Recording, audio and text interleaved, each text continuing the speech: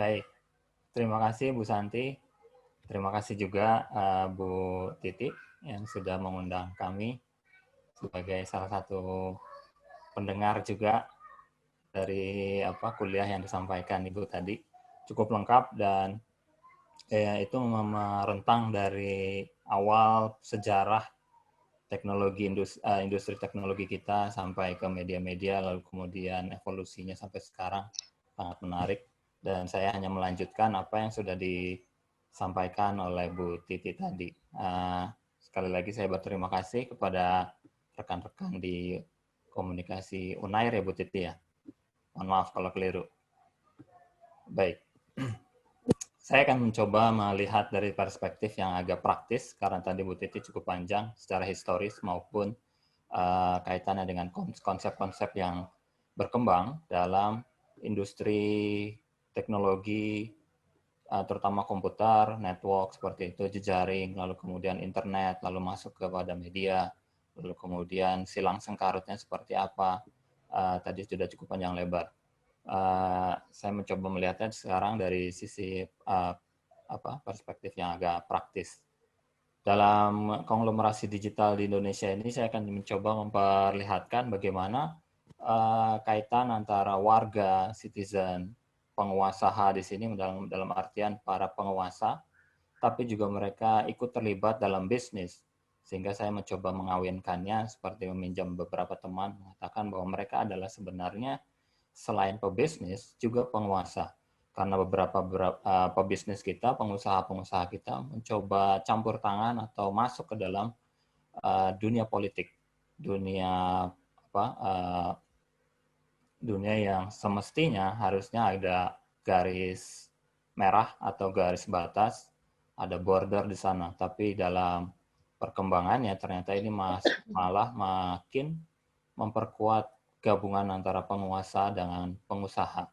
Kemudian landscape ini juga kita bisa melihat bagaimana peran-peran pemerintah yang semakin ke belakang, semakin minimal, semakin berkurang, terutama dalam mengatur, membatasi, ataupun membantu publik atau warga memperoleh hak-haknya.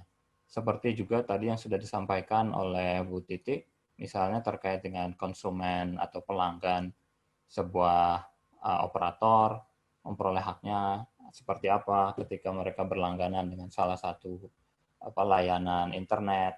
Tapi di situ sangat terkesan minimal.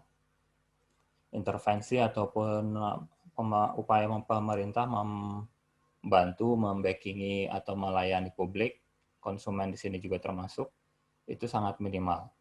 Akhirnya yang terjadi adalah ya semua diserahkan kepada pasar. Oke. Peran pemerintah semestinya besar seperti tadi yang sudah disampaikan oleh Bu Titi, bahwa di situ ada sebuah komisi yang semestinya itu mengawasi soal persaingan dalam usaha. Kita pernah punya pengalaman mungkin belum lama ini, 5 tahun ke belakang atau 7 tahun ke belakang, terkait dengan misalnya kartel SMS. Barangkali saya nggak tahu apakah milenial di sini pernah mengalami masa di mana mereka menggunakan aplikasi layanan pesan singkat atau short message service seperti SMS. Di tahun 2010, 2011, 2012 itu adalah masa kejayaan bisnis telekomunikasi, khususnya lewat pesan pendek atau SMS. Di situ kita ada layanan rek, ketik rek, unrek, segala macam, mulai dari game, mulai dari tebak gambar atau zodiak segala macam, perbintangan segala macam. Yang ketika seseorang mengetik rek atau registrasi atau sebaliknya unrek, itu tiba-tiba pulsa mereka berkurang sekian ribu. Nah, lalu kemudian keluhan-keluhan masyarakat itu belakangan baru terakumulasi ketika banyak orang mengeluhkan pesan-pesan rek unrek tadi itu masuk secara tiba-tiba tanpa ada jeda waktu, bahkan kadang-kadang malah menyebalkan. Itu masuk ke ruang-ruang privat kita, saluran komunikasi privat kita, SMS, ponsel kita itu sudah seperti televisi tanpa langganan, free to air tadi, tapi iklannya banyak.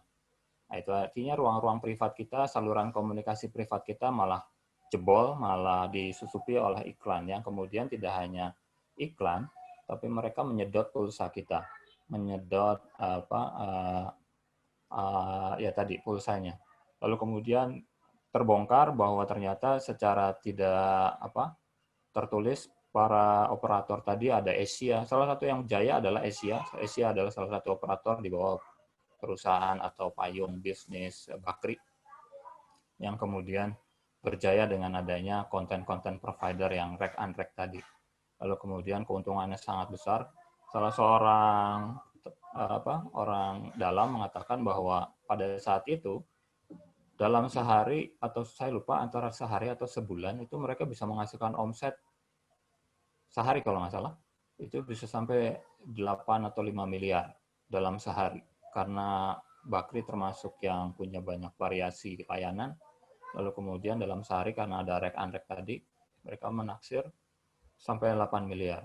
Tapi begitu ditemukan kecurangan tadi kemudian dihentikan, omsetnya berkurang jadi 3 miliar atau di bawah 3 miliar, saya lupa per hari. Tapi itu bukti bahwa ketika masyarakat yang awam soal teknologi, kebanyakan masyarakat kita literasi teknologinya masih minim, itu disalahgunakan, dimanfaatkan untuk kepentingan pebisnis.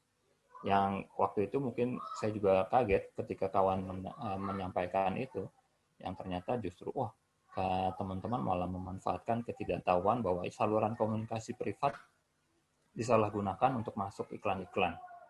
Itu juga yang sampai sekarang barangkali itu terjadi juga kali ya.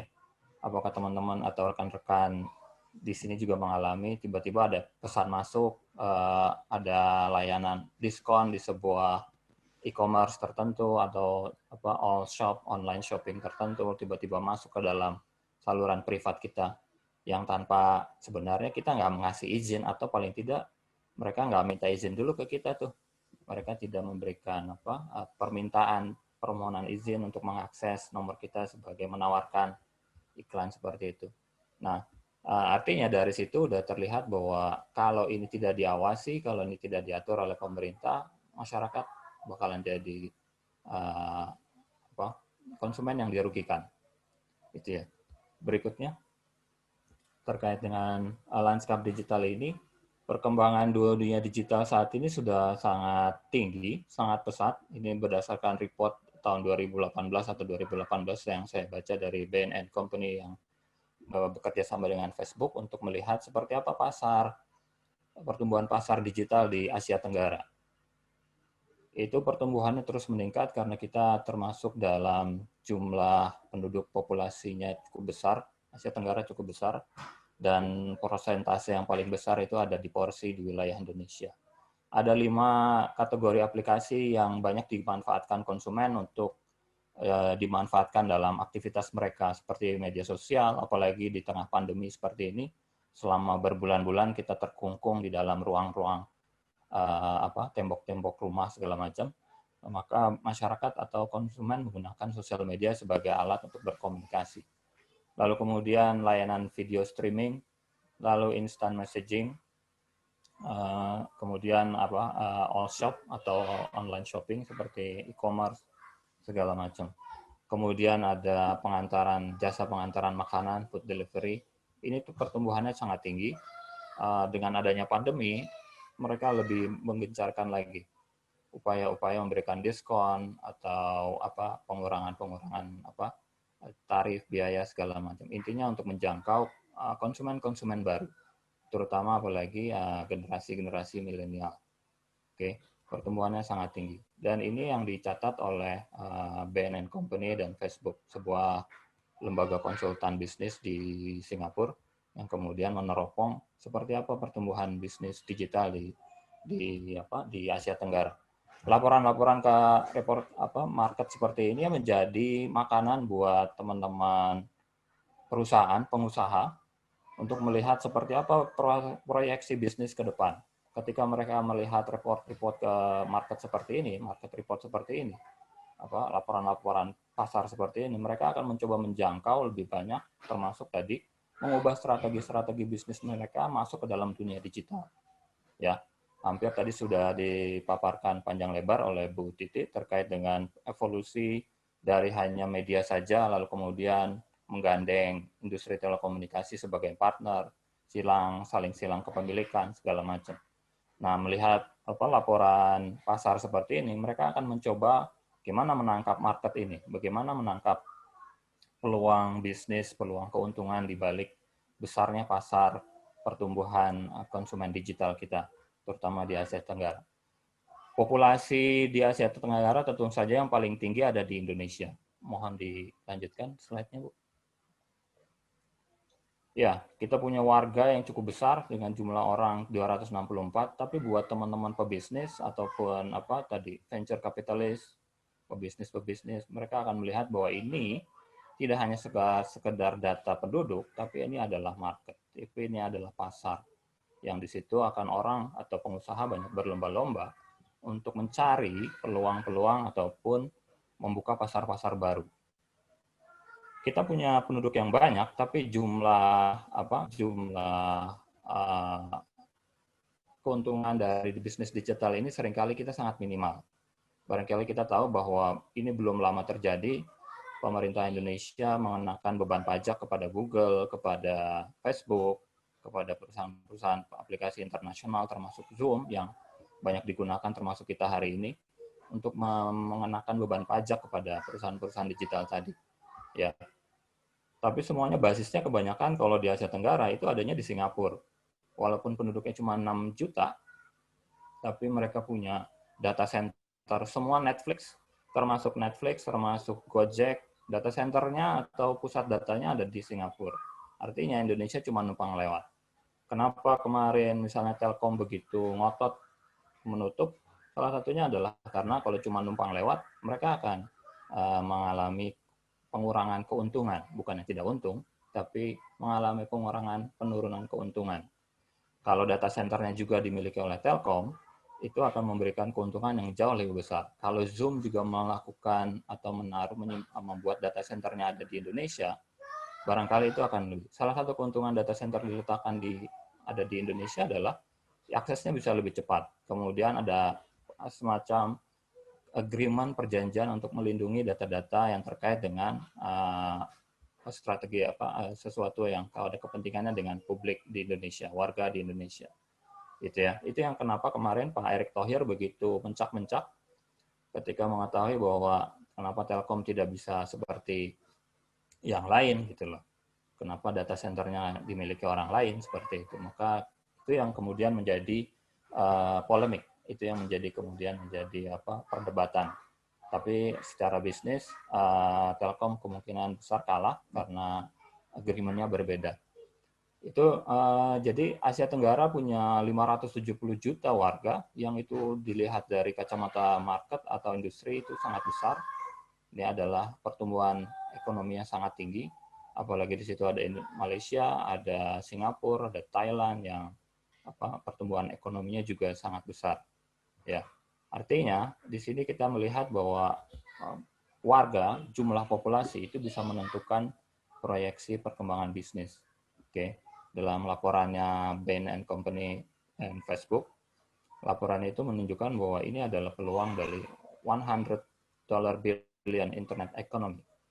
Maka tidak heran ini menjadi wilayah yang diincar oleh Google, oleh Facebook, oleh PayPal, oleh silakan Anda sebutkan raksasa digital kita, Amazon, Microsoft, segala macam, maka menjadi peluang untuk menyuntikkan dana-dana kepada startup yang ada di kawasan ini. Gitu ya. Berikutnya. Nah, ini dia. Landscape kita ini belum sempurna, saya masih melengkapinya. Tadi juga sudah ada beberapa yang sudah disampaikan oleh Bu Titi, bahwa landscape digital kita ini masih berkembang.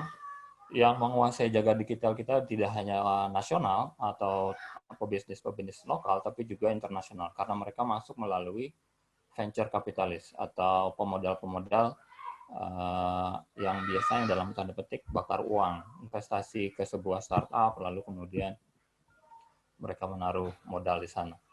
Dari global tentu saja GAMFA itu Google, Microsoft, Facebook, Amazon jelas. Lalu kemudian dari Asia ada Alibaba dan WeChat.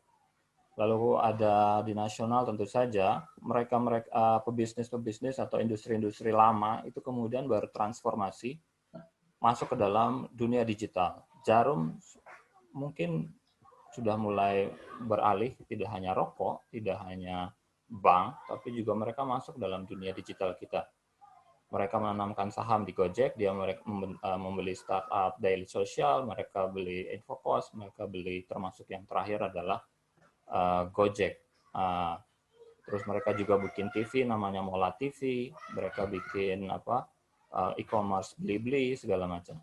Di Sinarmas Group ya tadi Smart makin berjaya karena mereka juga mengembangkan tidak hanya infrastruktur telekomunikasi berbasis 4G, tapi juga mulai masuk ke industri konten. Ya, mereka juga melihat peluang dunia digital menjadi masa depan daripada kelapa sawit barangkali. Lalu kemudian MTech, mereka juga punya saham di Bukalapak, mereka punya saham di beberapa perusahaan lainnya, termasuk sebelumnya kegagalan mereka membeli aplikasi chat message dari Korea kalau nggak salah. Saya lupa apakah Kakao Talk atau apa. Lalu Lipo tidak hanya OVO atau Danaku, mereka juga mengembangkan membeli beberapa saham di perusahaan-perusahaan lain yang basisnya digital. Mereka juga membangun bisnis inkubator. Mereka memiliki satu payung usaha di venture capitalis untuk membeli startup mengembangkan itu. Kemudian tadi MNC termasuk seperti yang sudah disampaikan oleh Bu Titi. Mereka juga mengembangkan tidak hanya industri televisi, tapi juga finance tech, fintech mereka juga punya dan itu banyak sekali. Kemudian di Telkom ini salah satu badan usaha milik publik yang juga memiliki payung perusahaan yang anak usaha yang bergerak dalam venture kapitalis. Mereka mendanai, mensupport, membeli namanya perusahaan venture-nya adalah MDI Venture. Ya, bisa dilihat dalam website-nya, silakan mungkin bisa dilacak apa saja aplikasi-aplikasi startup yang sudah mereka akuisisi, mereka beli, yang valuasinya barangkali pada saat startup itu baru berdiri, mungkin baru di bawah 1 miliar, tapi begitu nanti dikembangkan, mungkin valuasinya bisa melebihi dari saat pembeliannya. Bakri Group juga sama, mereka punya e-dating segala macam aplikasi. Astra selain industri kendaraan, tapi juga mereka juga memberi saham di sejumlah perusahaan-perusahaan digital. Oke, sehingga aplikasi-aplikasi digital yang perusahaan-perusahaan seperti kreasi anak bangsa yang membangun Gojek itu tidak lagi murni dimiliki oleh orang-orang Indonesia yang bangga dengan karya anak bangsanya, tidak, tapi ini udah milik dari saham-saham yang perusahaan-perusahaan global, termasuk Google kemarin belum lama membeli saham di Tokopedia misalnya. Gojek juga belum lama dibeli beberapa oleh venture kapitalis dari luar, SoftBank segala macam. Ya, jadi saat ini aplikasi-aplikasi digital ini dibeli oleh banyak perusahaan-perusahaan global. Dan itu juga diikuti oleh perusahaan-perusahaan nasional yang umumnya atau sebelumnya punya sejarah bagian dari konglomerasi dalam industri-industri yang lain. Ya, misalnya rokok, misalnya tadi kelapa sawit atau industri media sendiri. Industri-industri perusahaan-perusahaan media juga kemudian berubah atau bertransformasi ke dalam industri digital. Dalam laporan ataupun riset yang dibukukan oleh Rostapsal, di situ diungkapkan bahwa industri-industri pengusaha oligarki media kita mulai mengincar atau masuk ke dalam dunia digital. Salah satu aset yang mereka punya adalah mereka sudah terbiasa membuat konten. Maka dalam bisnis informasi ini mereka akan sangat dimudahkan untuk menciptakan konten-konten yang jumlahnya banyak sekali. Sehingga untuk startup baru ataupun YouTuber baru itu bakalan susah untuk melawan transport corporation dalam membuat konten, atau MNC atau net segala macam. Ya, peluangnya bakalan sangat minimal buat teman-teman newbie atau player-player baru. Gitu. Ini gambaran yang masih terus saya coba telusuri, kira-kira mungkin barangkali mirip dengan apa yang sudah dibuat oleh Bu Titik terkait dengan jamur merang yang dibuat tadi. Jadi akan terlihat petanya, landscape-nya bahwa industri TV kita, industri media kita itu sudah mulai beralih ke digital, dan itu kemudian kepemilikannya akan saling silang. Bukan tidak mungkin nanti semua termasuk industri-industri yang eksis saat ini akan dikuasai oleh Google, oleh Microsoft, oleh Jarum, Sinarmas, segala macam. Oke, selanjutnya. Bintang, saya mengingatkan waktu Anda tinggal 2 menit lagi. Oke, baik. Terima kasih. Ini salah satu peta atau tabel periode di mana startup-startup kita dan kepemilikannya siapa saja, bergerak di bidang aplikasi apa saja ya. Misalnya di situ ada simbol Tokopedia ya, untuk yang e-commerce warnanya biru muda, biru telur asin. Lalu kemudian yang bergerak di bidang pendidikan, teknologi pendidikan, di situ ada Ruang Guru, ada Kelase, segala macam. Dan ini jumlahnya tentu masih lebih banyak lagi ya. Berikutnya. Berikutnya, ini sorry. Ya, tadi seperti yang sudah disampaikan oleh Bu Titik bahwa kecenderungannya saat ini mereka tidak lagi menjadi sebuah satu aplikasi tunggal, tapi mereka mencoba mengakuisisi beragam jenis layanan sehingga itu menjadi aplikasi yang disebut dengan super apps. Sebenarnya saya ingin memperlihatkan contoh aplikasi super apps ini seperti apa dalam gambaran video yang saya coba cantumkan supaya mungkin lebih mudah, karena ini akan terlihat seperti apa dampaknya seandainya sebuah aplikasi memberi layanan segala macam yang dibutuhkan oleh konsumen. Silakan mungkin boleh diklik sebentar, minta waktu tambahan beberapa menit. Ya, sebenarnya apa yang dilakukan oleh Gojek itu menjadi, kalau teman-teman atau rekan-rekan buka websitenya Gojek, mereka sudah mendatatkan, menuliskan, menyatakan bahwa mereka tidak lagi hanya menjadi layanan aplikasi transportasi berbasis online atau membantu tukang-tukang ojek yang ada di pangkalan, di pengkolan jalan, tidak, tapi mereka sebenarnya sudah masuk ke dalam apa yang disebut sebagai super apps. Itu akan menjadi tujuan mereka. Tapi Gojek punya apa ya, role model. Mereka mencontoh apa yang dilakukan di Cina sana, ya. Yang di Cina ada salah satu yang aplikasi yang terbesarnya adalah WeChat. Di situ ada layanan mulai dari mobile banking, mulai layanan finansial, layanan transportasi, layanan kuliner, kebutuhan terhadap hobi, misalnya meng-grooming hewan piaraan Anda, atau yang lain. Semua kebutuhan itu bisa dilayani lewat satu aplikasi yang situ adalah WeChat. Nah, dari layanan itu tentu saja yang dipertukarkan barangkali kita punya kemudahan. Tapi satu sisi lain adalah WeChat atau Gojek kelak nanti, mereka akan menyimpan sebuah bank data konsumen yang ada di Indonesia. Nah, yang dikhawatirkan adalah ketika data-data pribadi yang dihimpun dalam aplikasi tadi, itu dalam tanda petik tidak mendapatkan perlindungan, disalahgunakan.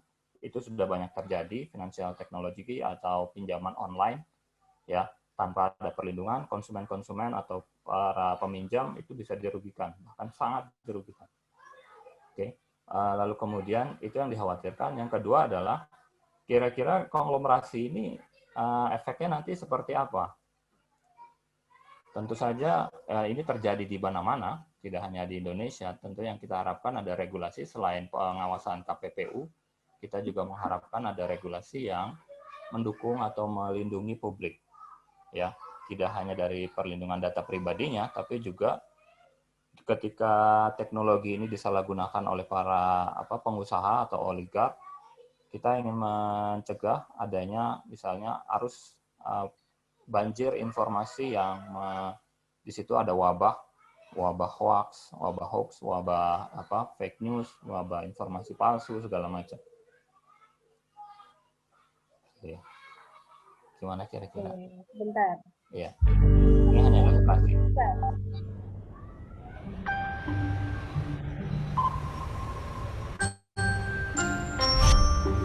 If you are sitting in the United States or Europe right now, you've probably never used a Chinese app. But the reality is, if you want to know how the internet will develop, China, the land once known for its cheap ripoffs, has actually become a guide to the future.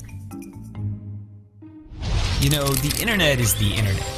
But for China, the internet is more like an intranet. It's largely walled off from the Western world by this incredibly complex system of filters and blocks that we call the Great Firewall. And basically, the Great Firewall blocks any foreign site the Communist Party doesn't think it can control. So that means there is no Facebook, no Twitter, no Google.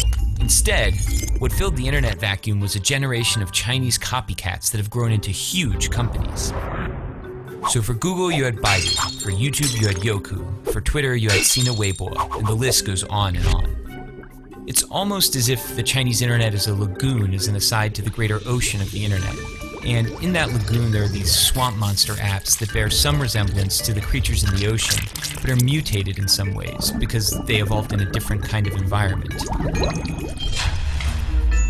But things have started to shift in the sense that before, no one outside of the lagoon really cared about the swamp monsters. But now, all of a sudden, some of the features they've developed are so amazing that Western apps are trying to copy them. And the greatest example of this is WeChat. WeChat is an example of, for lack of a better word, a super app. It's a Swiss Army knife that basically does everything for you. It's your WhatsApp, Facebook, Skype, and Uber. It's your Amazon, Instagram, Venmo, and Tinder. But it's other things we don't even have apps for. There are hospitals that have built out whole appointment booking systems. There are investment services. There are even heat maps that show how crowded a place is, be it your favorite shopping mall or a popular tourist site. The list of services goes on basically forever.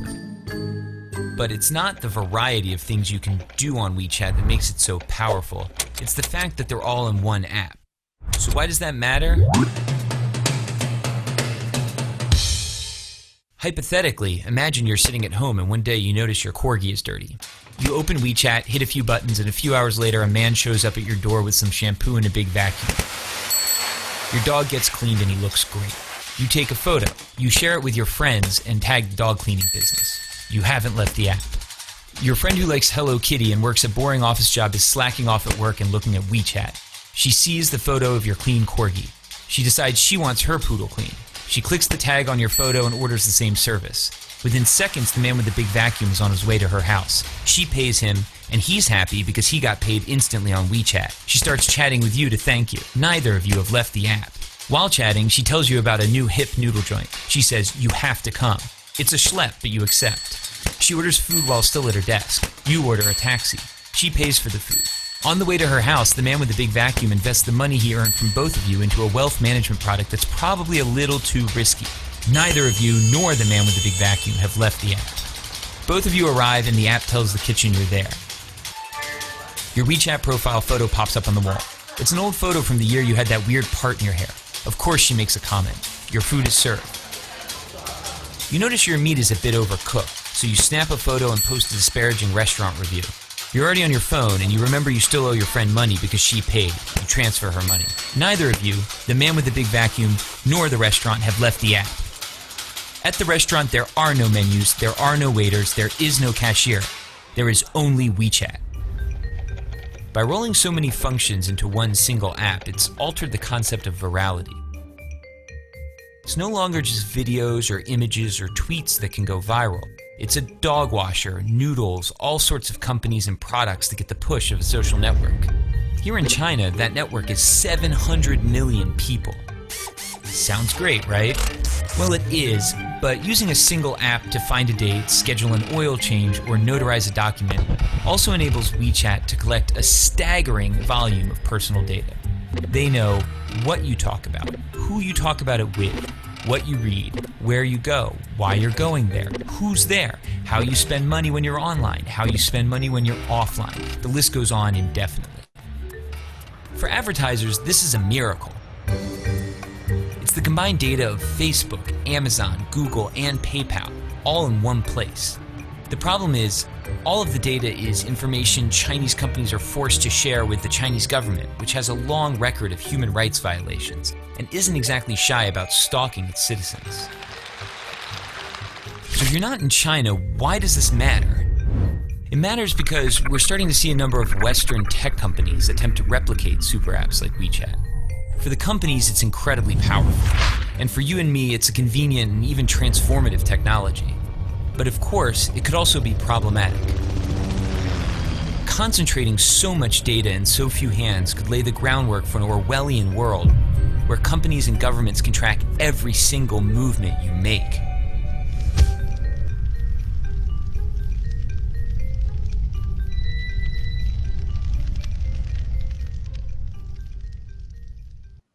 Tadi saya hanya memperlihatkan bahwa ketika itu menjadi satu, menjadi tunggal, yang dipersoalkan adalah bahwa kepemilikan data selain saham, perusahaan-perusahaan tadi bisa bertukar data. Ya, apakah sekarang kita tahu bahwa Gojek sudah dimiliki oleh Telkom, sekian persen sahamnya, kemarin katanya Telkom membeli sekitar 2 triliun, yang itu artinya semua nomor driver Gojek, mitranya Gojek termasuk mitra-mitra bisnisnya itu akan men-share juga ke Telkom. Lalu platform Telkom, pelanggan Telkom, operator Telkomsel punya data pelanggannya berapa, itu bisa dipersilangkan. Hal yang agak mengkhawatirkan ketika pertukaran data ini tanpa sepengetahuan misalnya pelanggan kita sebagai konsumen, kita sebagai pelanggan. Ya. Artinya ada kemungkinan celah di situ pemanfaatan. Lalu kemudian saya mencoba mengusulkan seperti yang sudah terjadi di Eropa. Salah satunya adalah ada semacam pemungutan pajak yang itu terkait dengan pajak-pajak digital yang kemudian alokasinya salah satunya adalah untuk public service internet. Ini sama seperti kewajiban public service obligation yang dilakukan para operator-operator telekomunikasi maksudnya, di sebelum tahun 2015, di mana operator-operator itu mengalokasikan kewajiban mengalokasikan sekian persen dari profit mereka, sekian persen dari keuntungan mereka untuk membiayai pembangunan akses infrastruktur telekomunikasi di wilayah-wilayah yang belum terjangkau 4G, 3G bahkan sekalipun, ya. Nah, itu artinya public service internet mesti didorong karena konglomerasinya ini sangat sulit. Apalagi belum ada aturan-aturan yang cukup ketat karena belum banyak yang bisa mendeteksi seperti apa bentuknya. Nah, itu dia, sayangnya kita masih ketinggalan dibanding negara-negara di Eropa ataupun di Amerika sana. Sebagai penjelasan mungkin itu saja. Mohon maaf kalau terlalu panjang. Terima kasih atas kesempatan yang diberikan kepada saya.